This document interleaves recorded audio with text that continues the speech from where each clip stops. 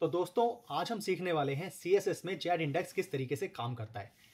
आप सबको पता है जेड इंडेक्स के बारे में सुना होगा, बट ये थोड़ा बहुत कंफ्यूजिंग भी है, इसलिए आज इसको आपको अच्छे से समझना होगा ताकि कल को कोई प्रॉब्लम आप इसको फेस ना करो यूज़ करते वक्त। ठीक है, तो इसको समझने के लिए सबसे पहले हमें स्टैकिंग समझनी होगी। स्टैकिंग क्या होती है?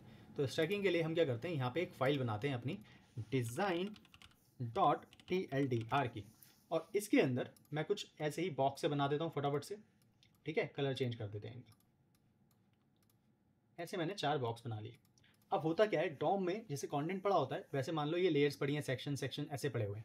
तो जो सबसे पहले होता है उसका जेड इंडेक्स सबसे कम होता है। अभी ऐसे समझो, ठीक है, जेड इंडेक्सिंग में स्टैकिंग में सबसे पीछे वो होता है। जो सबसे नीचे होगा, सबसे लास्ट में पड़ा होगा, वो सबसे ऊपर होगा। ठीक है, जैसे ऑरेंज वाला यहाँ पे सबसे ऊपर है। अब इधर चलते हैं और यहाँ समझते हैं, इसको इंस्पेक्ट करके दिखाता हूँ, ढंग से देखना। नैव, हेडर, सेक्शन सेक्शन ऐसे पड़े हुए हैं। तो जो सबसे नीचे सेक्शन है वो सबसे ऊपर होगा स्टैकिंग में, करेक्ट।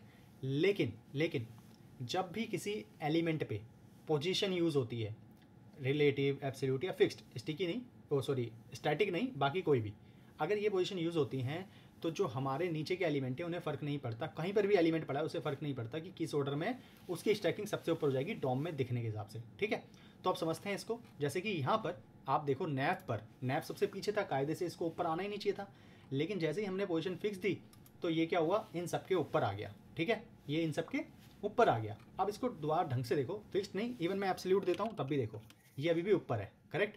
अब यहाँ पे मैं रिलेटिव दूंगा तो भी ये ऊपर ही है। आप हो सकता है आपको समझ में ना आ रहा हो कि ग्रे सा कलर आ गया है, लेकिन इसको क्योंकि लेयर थी ना, ओवरले, उसकी वजह से हुआ है। अब यहाँ पे देखो रिलेटिव है, इसको समझने के लिए कि मैं सही कह रहा हूँ या गलत, क्या करते हैं, ये जो हेडर है आपका, इस हेडर को मैं यहाँ पे मार्जिन टॉप से 100 पिक्सल करता हूँ। ठीक से देखना, देख रहे हो? अब मैं इसको ऊपर ले जा रहा हूँ, ठीक से देखना, इसको ऊपर लेके जा रहा हूँ, ये देखो, समझ में आ गई बात। अभी भी जो हमारी नैब है वो क्या है, ऊपर है। क्यों? क्योंकि हमने इस नैब पे पोजीशन लगाई हुई है। पोजीशन या तो जो डिफ़ॉल्ट पोजीशन होती है वो क्या होती है, स्टैटिक। उसके अलावा कोई भी आप पोजीशन यूज़ करोगे तो ये क्या होगा, जेड इंडेक्स में टॉप पे, स्टैकिंग में टॉप पे आ जाएगी, करेक्ट।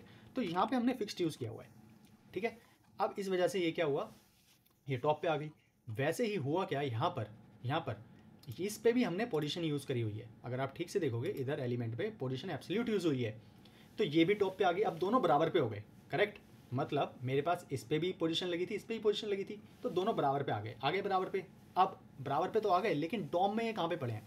डॉम में नैब ऊपर पड़ा है यानी कि पीछे है, और ये वाला सेक्शन कहाँ पड़ा है, नीचे यानी कि ऊपर है। तो अगर इन दोनों में पोजीशन लगी है तो जो नीचे पड़ा है वो ऊपर आ जाएगा स्टैकिंग में, राइट। जब मैं स्क्रॉल कर रहा हूँ इस वजह से ये ऊपर आ रहा है, करेक्ट। इसको इधर समझते हैं क्या हुआ। मैं क्या कह रहा हूँ, ऐसे मेरे पास ये एलिमेंट्स पड़े हुए हैं बहुत सारे, करेक्ट। मैं कह रहा हूँ कि हमने जब इस पर पोजीशन लगाई फिक्स, तो ये क्या हुआ, ये टॉप पे चले गया। कोई भी रिलेटिव एब्सोल्यूट, ये टॉप पे चले गया। तो जब ये स्क्रॉल कर रहे थे, ये जब स्क्रॉल कर रहे थे तो ये नीचे से करेंगे, करेक्ट। ये नीचे से स्क्रॉल करेंगे क्योंकि ये टॉप पे आ गया। ये भी नीचे से करेगा। अब मान लो ये स्क्रॉल करके दोनों के दोनों चले गए, ठीक है, ये स्क्रॉल करके दोनों के दोनों चले गए। अब ये जो एलिमेंट था इसके पास भी पोजीशन लगी हुई थी, करेक्ट। अब इस पर भी लगी है और इस पर भी लगी है, तो दोनों ही डॉम में देखो कहाँ पे हैं, ये ऊपर पड़ा हुआ है, नीचे पहले पड़ा हुआ है, ये बाद में पड़ा हुआ है। तो जो बाद में होता है उसकी स्टैकिंग ज़्यादा हो जाती है, दोनों में पोजीशन है तो इसकी स्टैकिंग ज़्यादा मानी जाएगी। ठीक है, तो सेम चीज़ यहाँ पे हो रही है, ये ऊपर जा रहा है। अब ऐसा क्या करें कि ये इसके नीचे से जाए, करेक्ट। तो उसके लिए हम क्या कर सकते हैं, यहाँ पर देखो दोनों तरीके हैं। या तो आप इस वाले को, इसका जो जेड इंडेक्स है, सबसे तरीका सही यही है, जिसको आप ऊपर रखना चाहते हो उसका जेड इंडेक्स चुपचाप बढ़ा दो। ये नैब है हमारा, इस नैब को मैं बोल दूंगा भैया अपना जेड इंडेक्स आप 1 कर दो ताकि आप सबसे ऊपर चले जाओ। यूजुअली कई बार क्या होता है, दूसरी जगहों पे बहुत सारा कंटेंट हम कर रहे होते हैं तो 1 2 जेड इंडेक्स दे रहे होते हैं, तो हम क्या करते हैं, सेफर साइड 9 9 लिख देते हैं कि भाई सबसे ऊपर ही हो गया। बट अगर आप अच्छे से करना चाहते हो, आपको पता है कि आप नहीं कर रहे हो, तो 1 ही दो। 1 का मतलब होता है कि वो बाकियों से ऊपर हो चुका है। ठीक है, इसको माइनस में भी डिफाइन किया जा सकता है, करेक्ट। अगर मैं इसको -1 कर दूंगा तो ये पीछे चले जाएगा, ठीक है, उससे।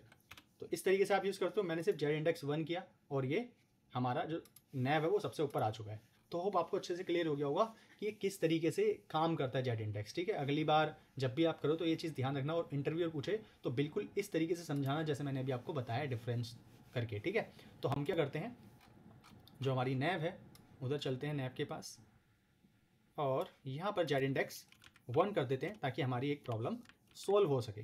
जैसे रिफ्रेश करते हैं और हमारा काम यहाँ पे देखो हो चुका है, करेक्ट। इस तरीके से हमने जेड इंडेक्स भी आज समझ ली। अगली वीडियो में मिलते हैं, एक नया सेक्शन बनाते हैं और कुछ नई चीज़ें सीखते हैं। Bye bye.